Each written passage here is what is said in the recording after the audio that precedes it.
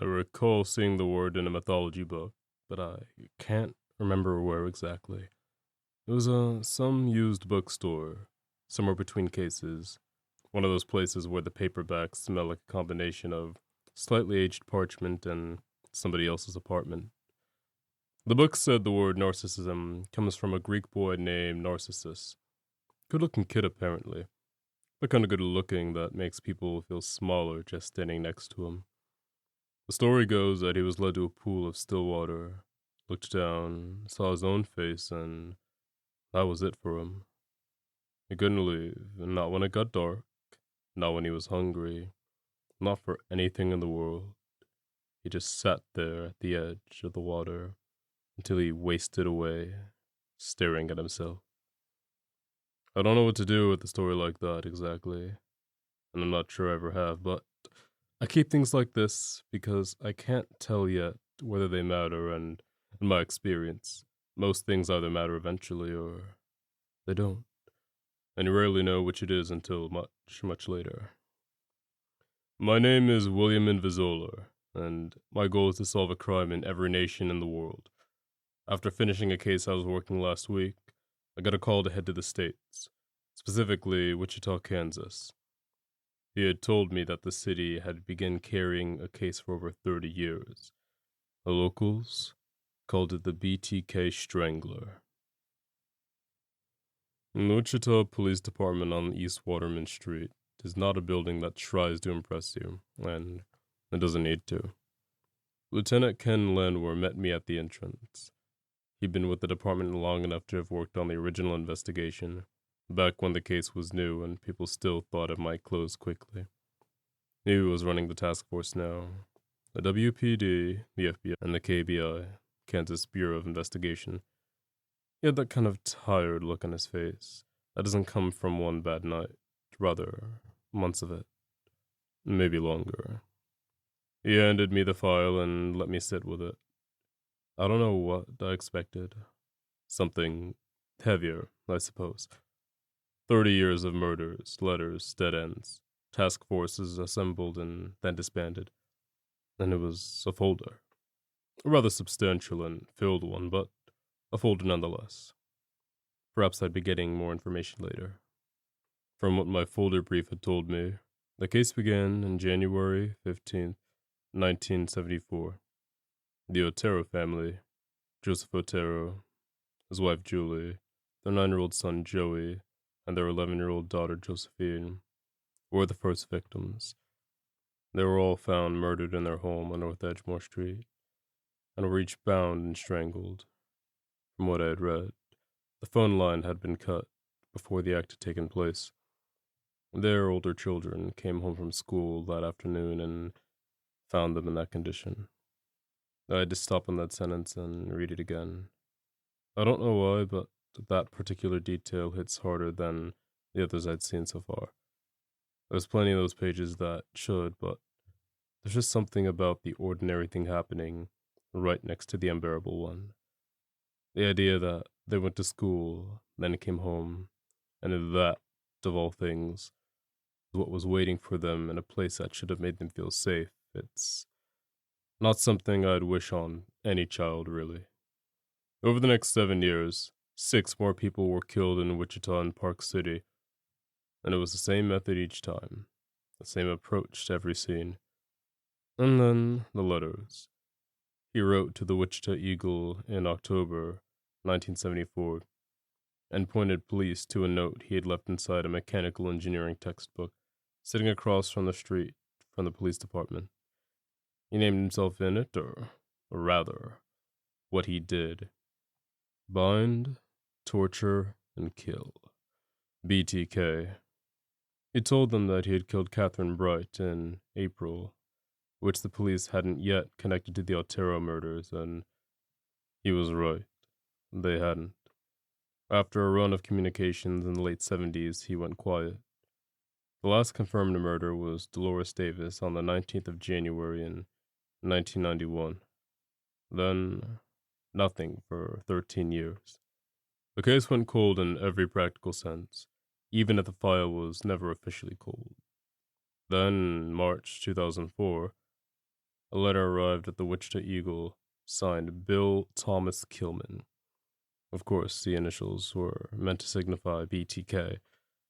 In it, the letter claimed that he was responsible for the 1986 murder of Vicky Wagurley and enclosed her missing driver's license and photographs from the crime scene that had never been made public. The task force confirmed it, and the city went quiet in a different kind of way after that. I kept getting stuck on this one thing as I read. It was the pseudonyms. Bill Thomas Kilman, the BTK Strangler, the BTK Killer, simply BTK. The same initials, over and over.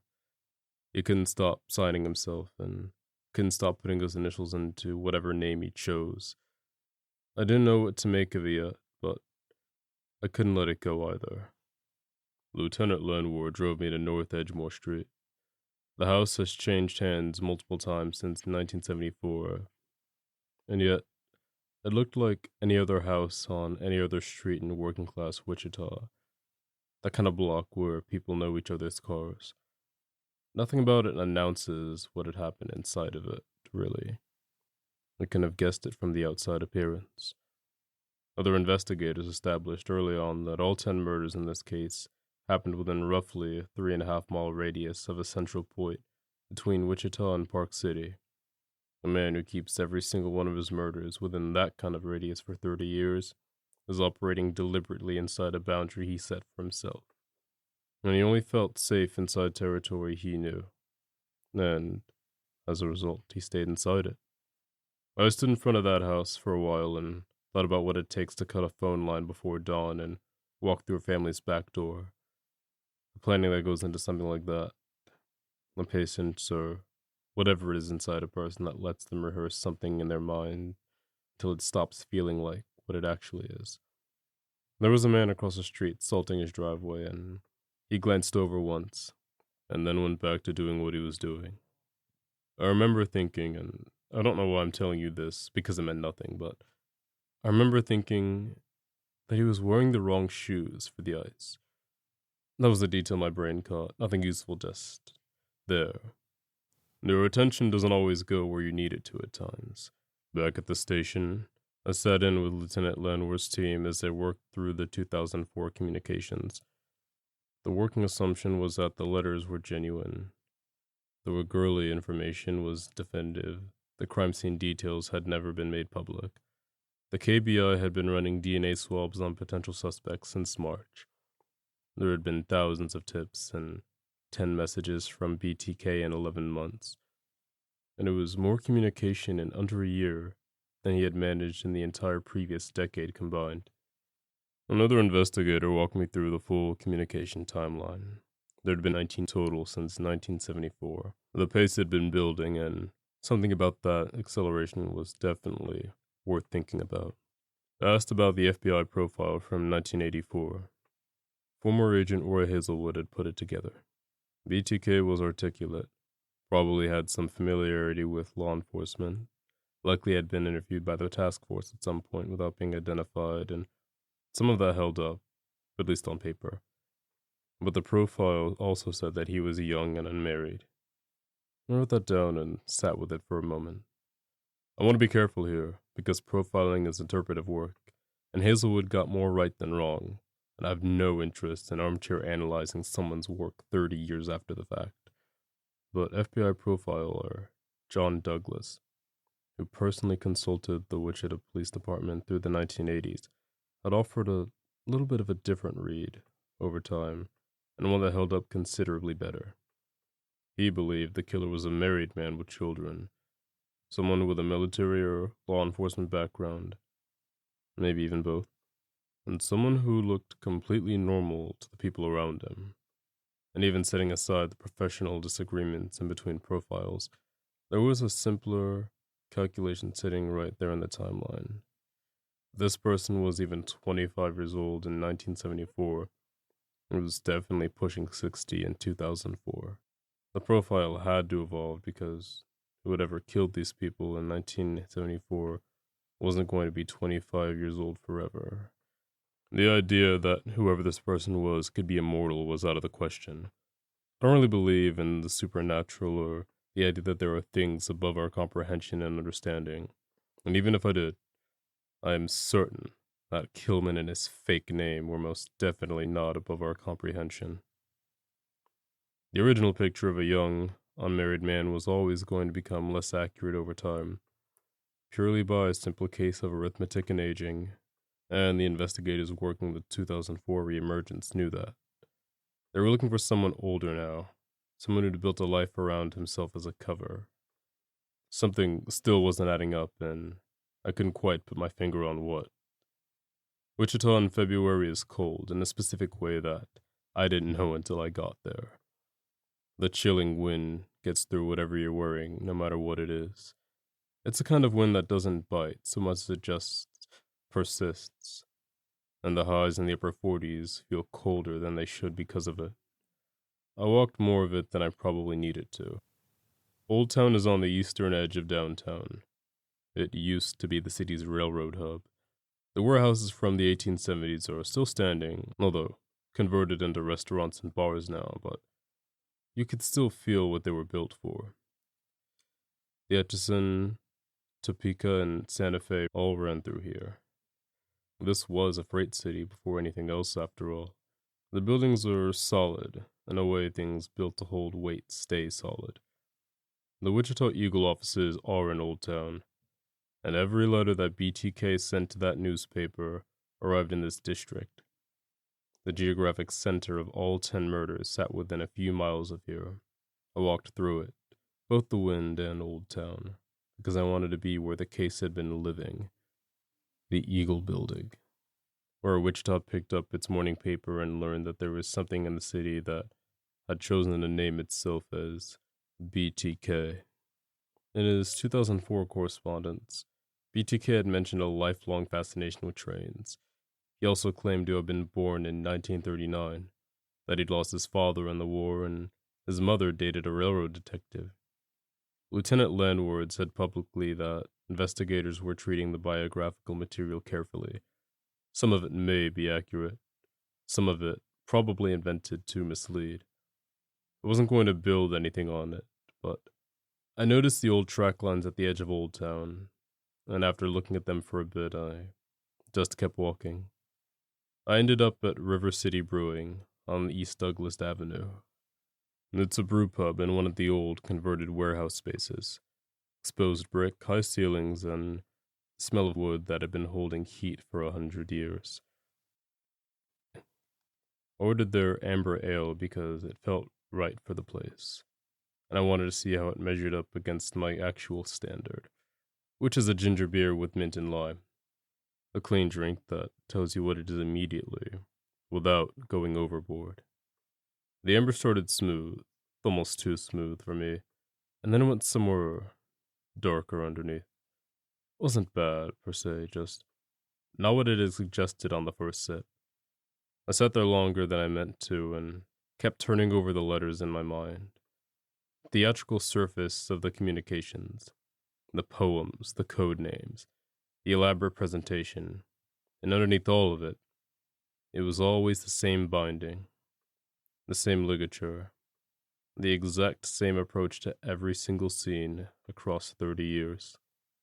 Like he was performing something layered and dramatic on top. Well, the actual work underneath stayed completely consistent. Those two things sat next to each other in a way I couldn't quite square off. I finished the glass, left the brew pub, and went back out into the wind. I'm usually in a new hotel every few weeks. It's hard to have a fixed address when you're always going somewhere new. And so I sold my house about 6 months into this job and started living in hotels. I don't mind it as much as people think that I would. The hotel in Old Town is a converted Keen-Cutter warehouse from 1906, but I could tell just from the brick walls in the room that that was the case. I left for the station before the light was fully up, which in February in Kansas meant leaving in the dark. The station was already running when I got there. There's even one team who was going through the background files. Victims, persons of interest, the accumulated tip volume from 11 months of active investigation. I found myself a table, pulled everything they had starting from 1974, and decided I'd read straight through. I needed to get a better understanding, and it made sense to start with the victims, so I separated them first from the other background files and read through all 10. I made sure to note down anything that was of importance to me. Joseph Otero was 38 years old at the time of the incident. His son Charlie, who was 15 when it happened, described his father as a really outgoing and jovial kind of guy. The kind of man who filled whatever room he was in. Joseph had served in the Air Force and was stationed in Puerto Rico. And after his discharge, he moved the whole family to Wichita to start the next chapter in their lives. For him, that meant picking up from Puerto Rico and moving himself, his wife, and their 7 kids to a new city. The family had been in Wichita for less than 6 months by the time of the incident. His wife Julia Otero was 34, and Charlie remembered her as a very caring and loving Catholic woman, that she was always a mother first. She had held the family together across military moves since whenever Joseph was stationed somewhere, they went with him, and she managed every adjustment that kind of life demands. By the accounts of everyone who knew her, she did it without complaining and without asking for credit. 4 of their children were home on the morning of January 15th. The 3 oldest had gone to school that day. Joy Otero was 9, and Josephine's older sister was 11. The idea that a father decided to move his wife and their 7 kids to a new city for what was meant to be a fresh start and a new beginning, and ended for them so tragically, really can't be emphasized enough. Learning that they had only been in the city for under half a year makes me feel saddened for the Oteros. And at the same time, so angry, if that's the right word, at BTK for devastating a family like this, and then going on to taunt its remaining members and the entire city with his bogus fake name and letters to the newspaper, practically screaming for attention. But after reading more about the Oteros, I looked at the remaining 6 victims, all of which were women. Catherine Brett was 21 years old, living independently in Wichita on East 17th Street. Her family remembered her as outgoing and friendly. She was a young woman who was figuring her life out with the confidence and energy and all the things that go into being 21 and your own person at the time. She had a younger brother named Kevin, who was with her at the time when they came home and found Killman waiting inside. Kevin fought back and was shot in the head twice and still managed to get out of the house and get help. He survived and became the only person who ever came face to face with BTK directly and lived to testify about it, which is its own particular weight to carry for the rest of your life.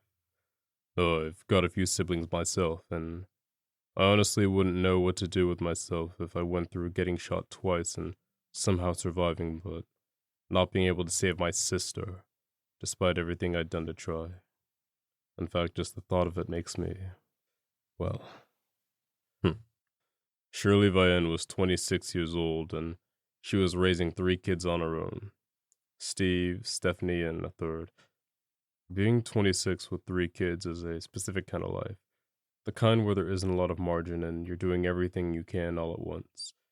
And the love for your kids is the thing that's holding the whole structure together. And even though she was doing it by herself, the people around her remembered her as a genuinely good mother who would always sing in her church choir.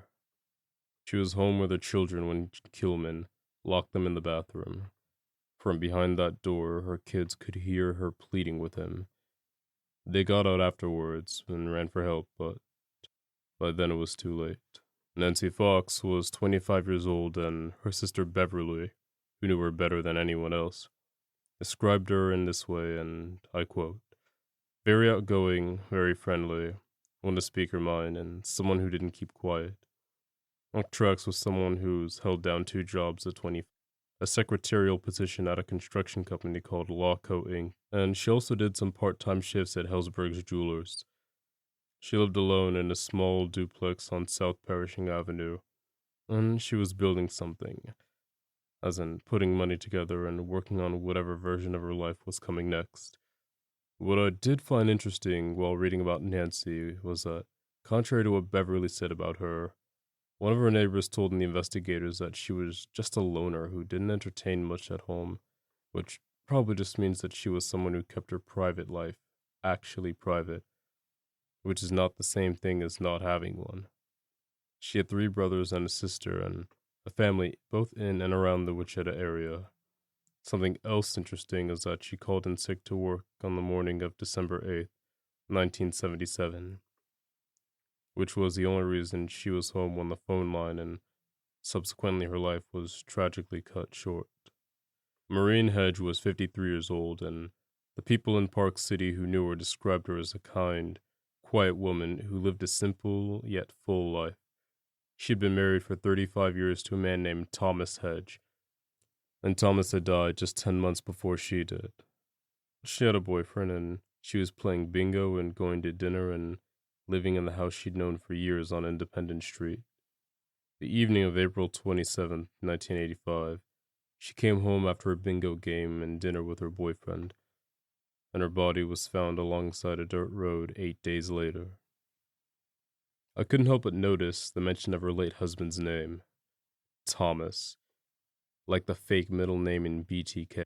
And maybe this is because the more I read about him in these files and statements, the more frustrating everything he does is to me. And perhaps I'm looking too deep into this. But something in the back of my mind is telling me that picking Thomas as a name was another one of his knife-twisting taunts. But perhaps that's just my speculation and nothing more. Vicky Wagurley was 28 years old, married and the mother of a 2-year-old. And something that she was known among her family for was playing the piano. There wasn't much I read about her beyond those saying that she was a great mother and a rather talented pianist from her family who was also very warm and inviting.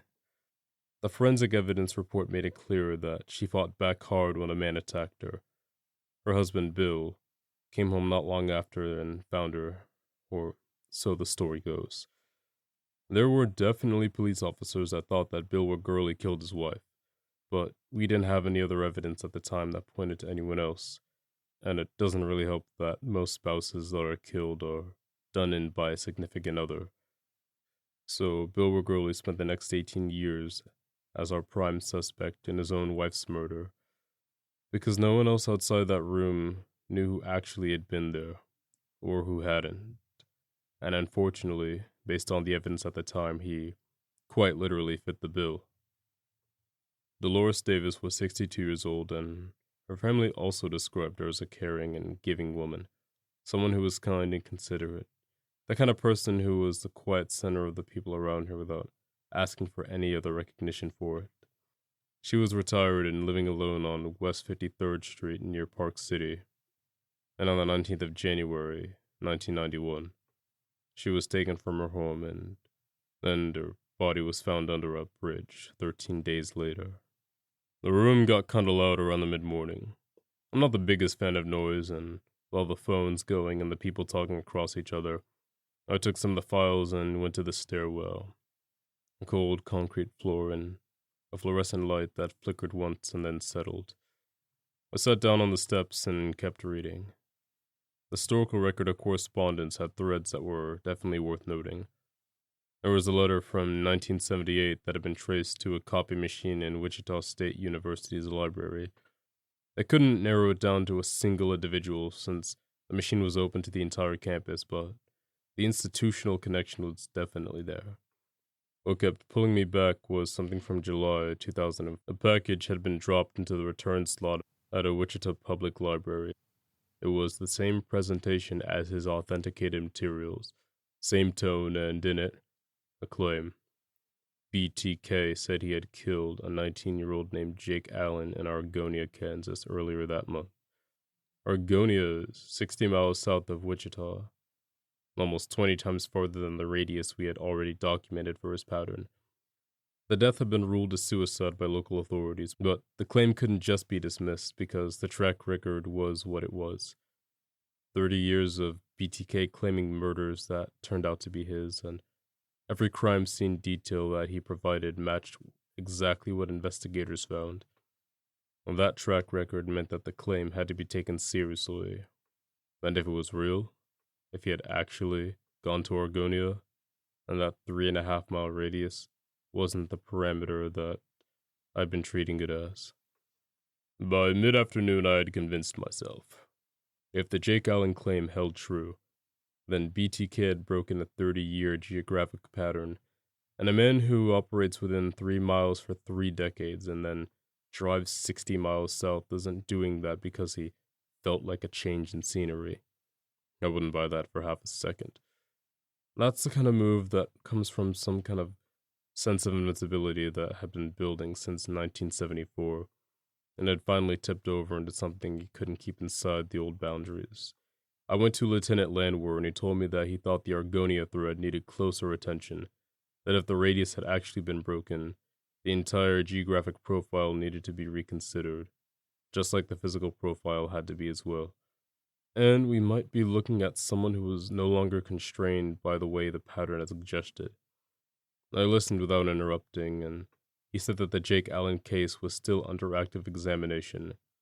He also said something about a cereal box at a Home Depot and floppy disks from a month ago, but I didn't really get what he meant as my mind was focused on what to do about the Jake Allen claim being made. The suicide ruling existed, but the BTK claim meant that it couldn't just sit without him doing something about it, given that he was the lead investigator. He asked me what I thought, and I agreed with his read of the situation, and that I should get into what the task force had on the Argonia end of it. I asked if I could get to the evidence unit and go through it, and he said yes and gave me the go-ahead. One of the task force officers drove me down to Argonia, and I turned it over for the whole hour. 30 years in the same territory, then 60 miles south. What changes between 1991 and 2004 that makes a man like this start ranging out? A 13-year silence was something I hadn't figured out yet either. Was that just him taking a break, or was it something being managed? And if 2004 was a resumption, then why the geographic jump? Why spend almost a year sending nearly a dozen letters and then show up in a city 20 times farther away than you've ever operated in? Like rotating a Tetris block, and no matter which way you spin it, it still doesn't line up with anything you've already stacked down. The Jake Allen files were thinner than I was hoping for. Jake Allen, at 19, had died in Argonia in July 2004. Local authorities had ruled it a suicide, but BTK's claim arrived in the library package in the weeks following. The Argonia side of the forensic review was still running, and I genuinely wished it had finished by now. What I had currently was BTK's account of the death and the existing suicide ruling, two conclusions pointing in completely opposite directions. And the thing that made it genuinely hard to walk away from the BTK claim, the thing that kept making me give it serious weight, was the track record he had already established. Until Jake Allen, the authenticated BTK communications had checked out wherever the physical evidence records could test them. Every murder he claimed was confirmed, every detail he offered matched the scene, even if it was things that hadn't even been released yet to the public. And a 30-year track record doesn't just dissolve because one data point pushes back against it. So I gave the claim the weight that the track record seemed to demand and went through the Jake Allen communication the same way I'd gone through any authenticated BTK letter, looking for what it matched and, more importantly, looking for what it didn't. Unfortunately, the tone, framing, and flat delivery he used for these confirmed murders was exactly like every other letter he had sent so far. I came away from those files more certain that I had been going in, that this is what it looked like when the pattern broke and the territory expanded. The profile needed to account for a BTK who was no longer operating inside his old geography. Old Cowtown Museum is on the west side of downtown on the Arkansas River. This was a bit confusing for me since Old Town is on the east side of downtown and the names are basically the same.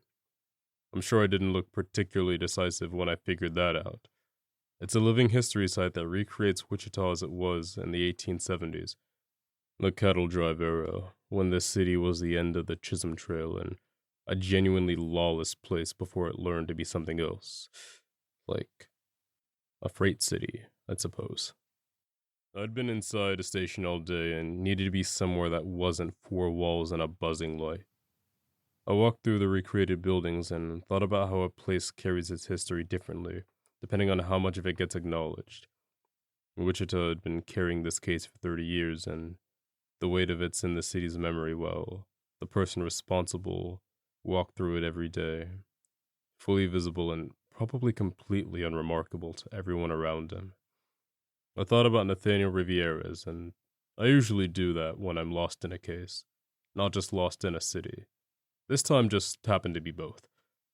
Nathaniel is, well, I don't really have a clean word for it. Mentor is probably the closest, though he doesn't really like being called that, even though it fits. But before I met him, from what I've been told, he was 17 when he identified a serial offender that government agencies had been actively hunting for years.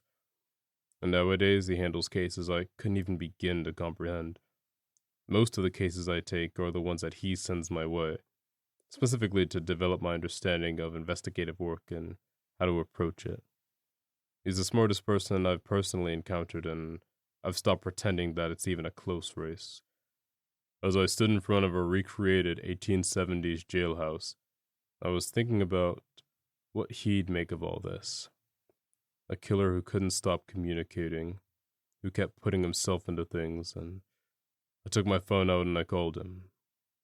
I walked toward the river to put some distance between me and the other visitors. As I said before, I don't really like a lot of noise, and I also don't want the random chatter of the people around me to be competing for my attention while I'm on the phone either. As I was dialing, a staff member walked past me with what my peripheral vision registered as a coil of rope over his shoulder. It was the lasso that was being returned to storage after a demonstration. My brain had already mapped the ligature connection before I even consciously processed what I was actually looking at, and I stood there a bit longer than I should have. This happens sometimes when you hyperfixate on cases like these and all of their little details.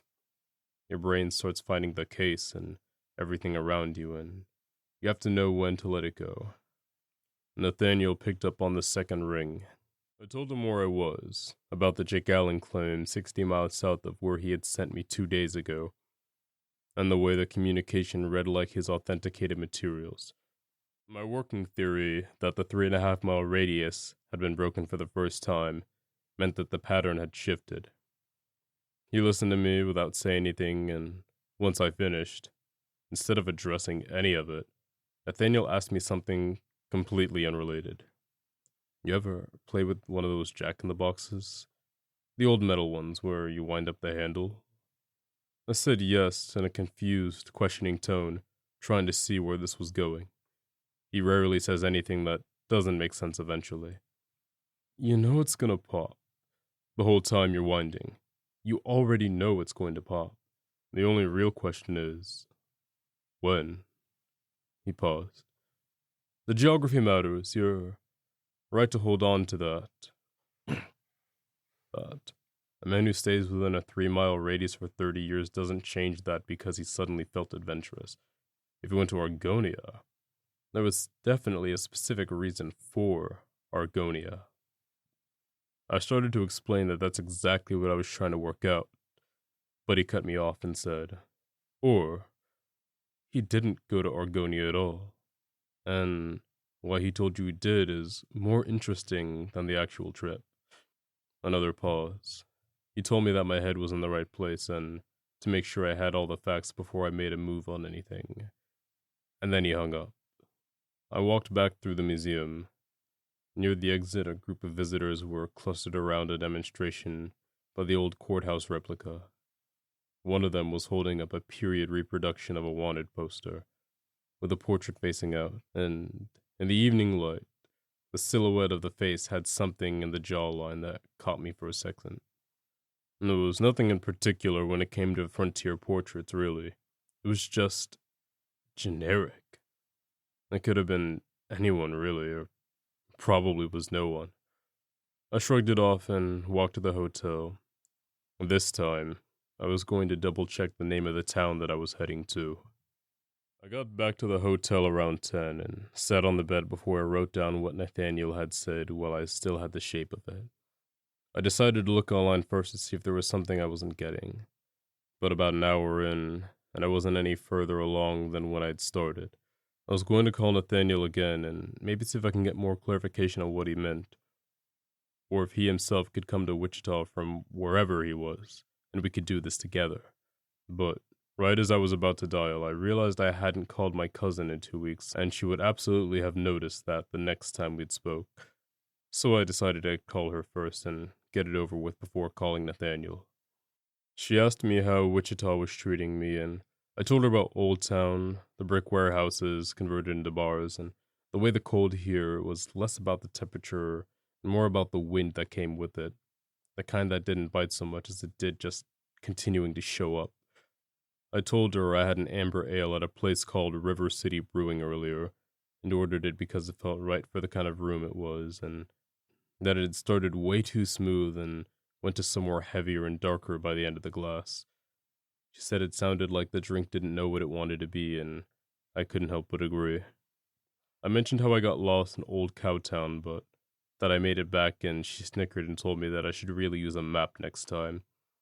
The conversation was flowing pretty easily from there, and I thought about practicing what I was going to ask Nathaniel once I got done talking to her, but in a way that wasn't about the case. And so I asked her if I could give her a hypothetical because I needed some relationship advice.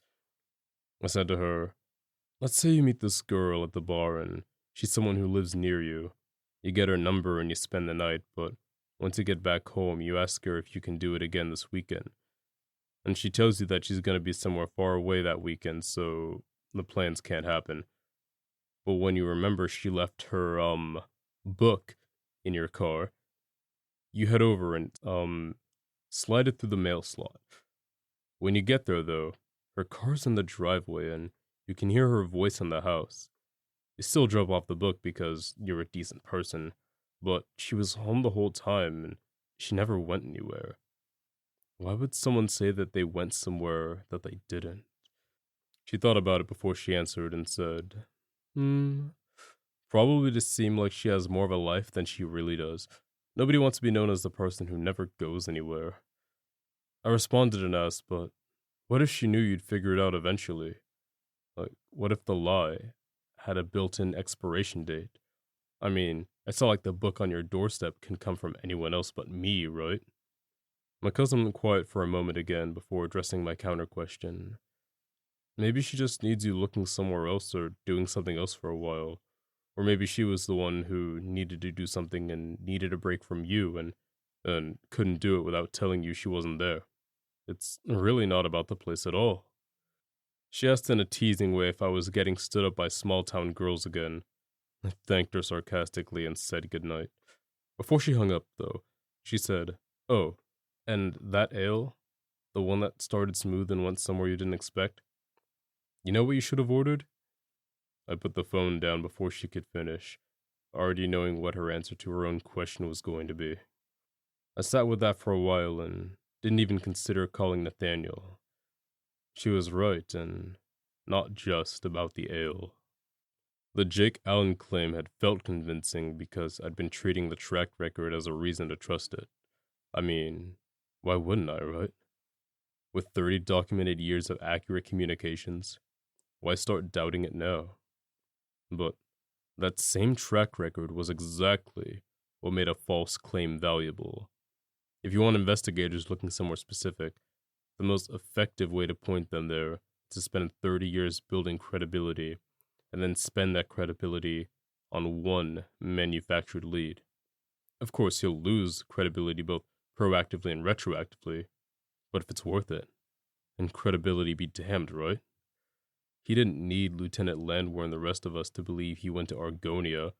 All he really needed was for us to be looking at Argonia long enough for whatever the reason was, which meant that the radius might still be intact, and that I'd spent the better part of the day building a theory on something that was possibly a deliberate misdirection. I couldn't sleep. I lay there in my bed, going back over it while looking up at the ceiling, just the specific frustration of running the same problem in a loop in your mind and finding the same problem at the end of it every single time. The Jake Allen claim reads like all of his other authenticated notes, yes, but so what? The point of the claim is to redirect investigators. Of course it reads the same way.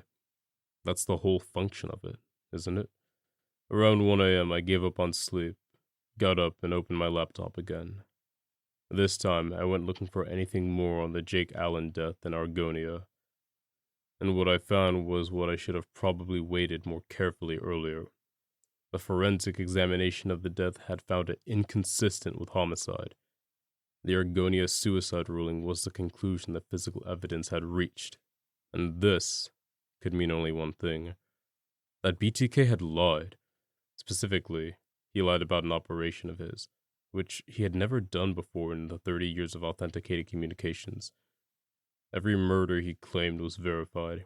Every crime scene detail he offered had checked out, and the first time he lied about something he'd done, a physical record immediately contradicted him. The lie had to have pointed somewhere, right? He hadn't tried to add a murder to his record for the sake of a larger legend, had he? He made a false claim for a practical reason: to move the search radius, to point investigators 60 miles south while he stayed exactly where he had always been. He'd never left it in 30 years, and he hadn't left it in July either. I started thinking about the floppy disk question that Lieutenant Landwehr had mentioned he dealt with, the note in the cereal box that had arrived in January, and it said, "Can I communicate with floppy and not be traced to a computer?" Be honest. I didn't think too much of it at the time. It seemed like a bizarre thing to ask, and I was locked in on figuring out the Jake Allen situation, but now it was sitting differently with me. Whether it's because Argonia debunked BTK's claims of taking Allen's life and now was just grasping at anything else that might seem fishy, or if what Lieutenant Landwehr said really did stick with me, but I didn't just realize it until now. I'm not quite sure.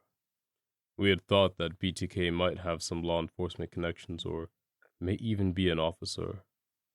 And yet, someone who genuinely knew law enforcement from the inside wouldn't need to ask that type of question. Perhaps that's why I brushed it off as easily as I did when Lieutenant Landwehr brought it up to me. Digital forensics had been a growing field for over a decade. Metadata, deleted files, user accounts, or network machines. All of that was being used in active investigations with a tech element. A person actually shaped by that world would have known to stay away from digital media entirely. He asked because he simply didn't know. And that gap in his knowledge pointed somewhere specific: that he was a man who worked with his hands and his routes. Someone with a professional reason to move through residential neighborhoods. The kind of access that looks completely unremarkable from the outside. I didn't have a name, I didn't have an address, but I had a direction that I wanted to follow. I wrote down what I needed to look at with Lieutenant Landwehr the next morning. Then I laid back down and stared at the ceiling until I fell asleep. I was at the station before most of the team. Lieutenant Landwehr came in and found me at the table. I told him the Jake Allen death in Argonia was a confirmed suicide, the forensic conclusion, rather than a preliminary ruling, which meant the Killman claim was false, and that the Argonia lead had been manufactured misdirection. He told me he already knew that, and brought up the floppy disk question again, and what it suggested about the knowledge gap in whoever this was, but this time I was paying attention. Someone whose understanding of law enforcement was practical rather than institutional. Someone who'd absorbed the vocabulary from proximity rather than training. Someone with a territory, a work order, and a reason to be let in. Lieutenant Landwehr showed me the surveillance footage from near one of the recent communication drop-off locations. A dark vehicle, possibly a jeep, caught on camera. At the time the footage was first reviewed, the vehicle couldn't be conclusively identified, but Lieutenant Landwehr had held on to it, knowing that a name would eventually make it something worth looking at again. Chief Norman Williams was in the building during this, and he'd been living in this case every single day since 2004. He was there when Lieutenant Landwehr walked what he had gathered into the room where Randy Stone already was at his machine. I never really got to meet Stone except for this one time, but from what I was told, It was with WPD's Computer Crimes Division, and Lieutenant Landwehr had tasked him with analyzing the floppy disk to see if there was anything inside we could use to find Killman. The purple floppy disk in question was a 1.44 megabyte Memorex floppy that BTK had sent to the KSAS TV station just 2 days after Valentine's Day. And Stone already had his forensic software running on it. While he was running it, I asked him, what if he deleted everything that ties back to him? Stone turned around and explained why that wouldn't matter.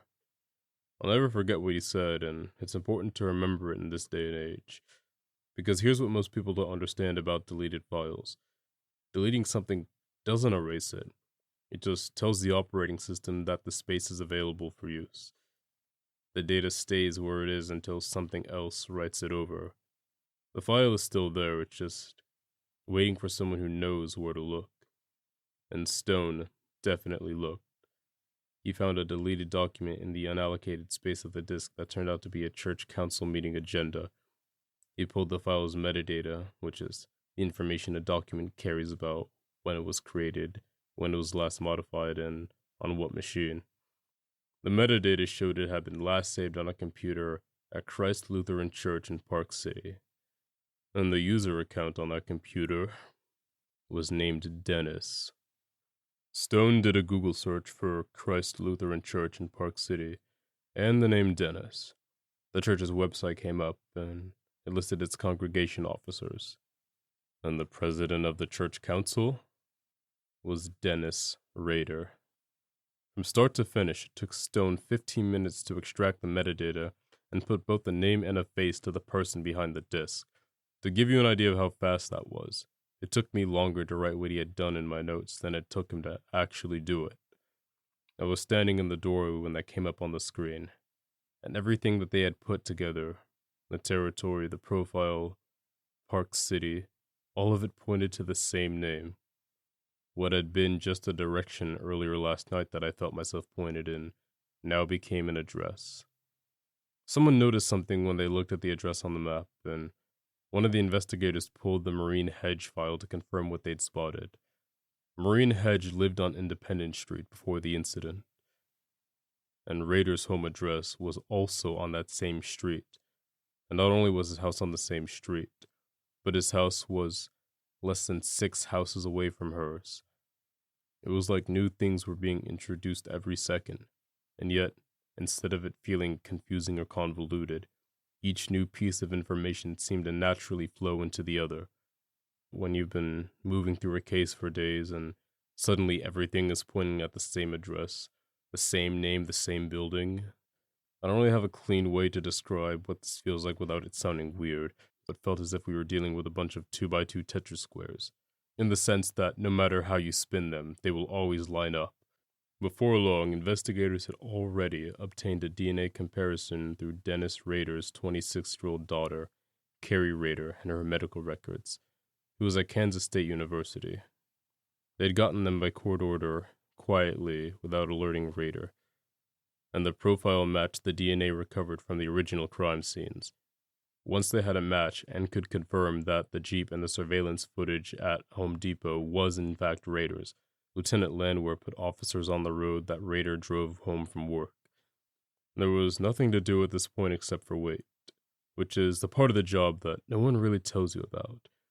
You do the work and build the case, and then at some point it moves out of your hands onto a stretch of road in Park City, and all you can do is just stand somewhere and let it happen. I found a window at the station and stood next to it. I'll be honest, if it wasn't him, I wasn't sure where we'd go from here. I stood there and thought about Bill Gurley coming home from lunch 19 years ago and finding his wife, and how he was our main suspect for years before anyone else had a name.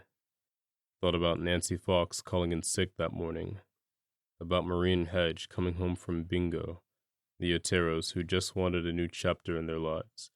Sometimes it gets heavy when you stop and think about the specific, ordinary things that put each of them in the wrong place at the wrong time in their lives. Before I could dwell too much on that, the radio came to life, and they told us that they spotted him. A black Jeep Cherokee, moving northbound. From what I was told, Raider was pulled over just before noon while he was on his way home from work. An officer walked up to the window and asked, "Mr. Raider, do you know why you're going downtown?" And Raider said, "No, I have suspicions why." They brought him in, and I watched from the corridor as they walked him past me and into the interrogation room. I don't know what I was expecting to see, but whatever it wasn't what I saw.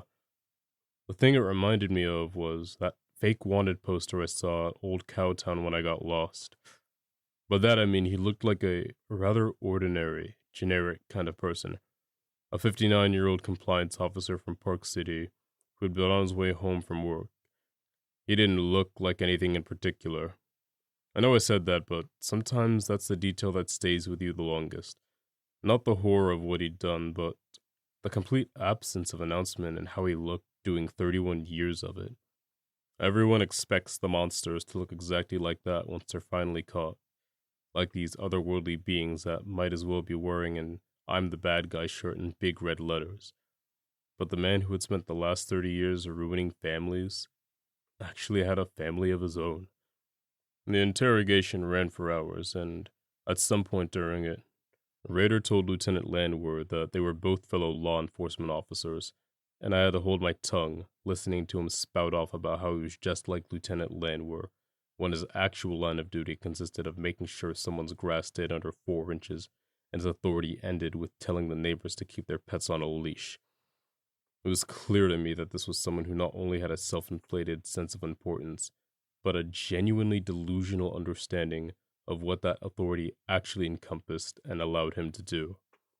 He even went as far as losing Lieutenant Landwehr's first name, Ken, as if that was doing him any favors, and had convinced himself that their rapport was real, that this pseudo-relationship meant something, that the man across the table from him had been his audience this whole time, existing only to watch him parade around in all of his non-existent glory, rather than the person who, like me, was neither amused nor impressed with his 31-year performance that had long since run its course, and was ready to take his one-man show off the air for good.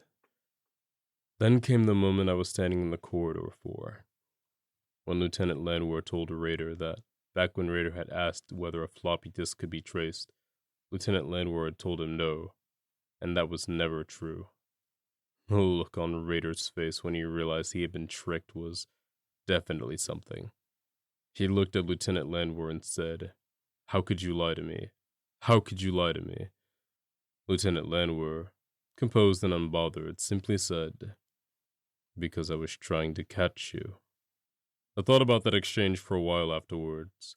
This man spent 30 years feeding investigators and the media a careful mixture of truth and manufactured fiction.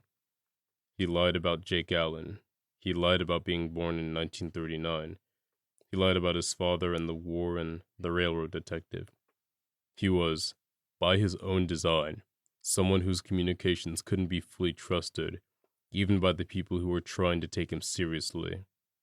And then the one person who lied to him specifically to catch him got that indignant question thrown at him.